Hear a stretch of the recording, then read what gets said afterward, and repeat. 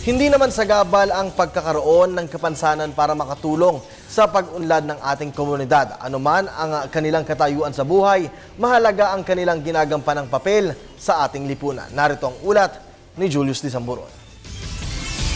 May pantay-pantay na karapatan ng isang individual, lalaki man o babae. Hindi lamang ang mga may edad ang dapat pangalagaan sa lipunan, kundi pati na din ang may kapansanan.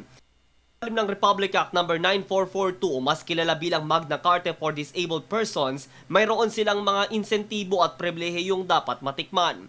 20% discount sa hotels, restaurants at recreation centers, 20% discount din sa pagbili ng gagamiting gamot, at 20% discount sa lahat ng dental and medical services bilang bahagi ng kautusan ng Department of Health at PhilHealth. Sa mga pampublikong transportasyon gaya ng bus at LRT, may nakalaan ding upuan para sa kanila.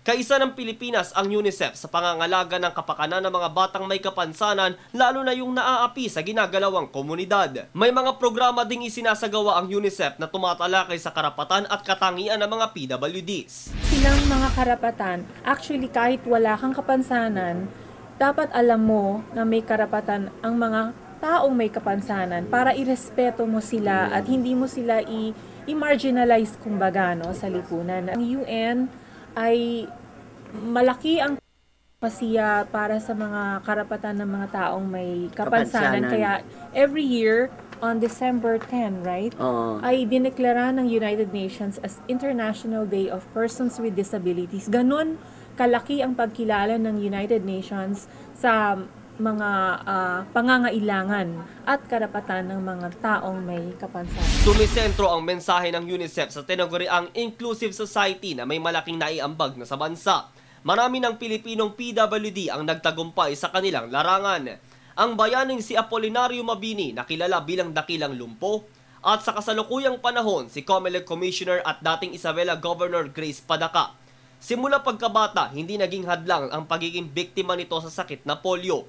Patunay na ang pagiging magna cum laude niya sa kursong accountancy sa Lyceum of the Philippines University taong 1984. Magandang papakita ng isang local government kung paano talaga sila may pagkalinga para sa mga may kapansanan. Dapat nga sa mga government offices merong percentage. Kasi hindi lang ho yung mga may kapansanan, dapat alam ho ng lahat kung ano ang dapat na isulong na karapatan at ang kakayanan ng mga may kapansanan. Hindi man makakita, hindi man makapagsalita, hindi man makarinig o hindi man makatindig, dapat nating unawain ang mga taong ito na may kapansanan, pangalagaan at ilayo sa karahasan. Para sa Telebisyon ng Bayan, ako si Julius Disamburon.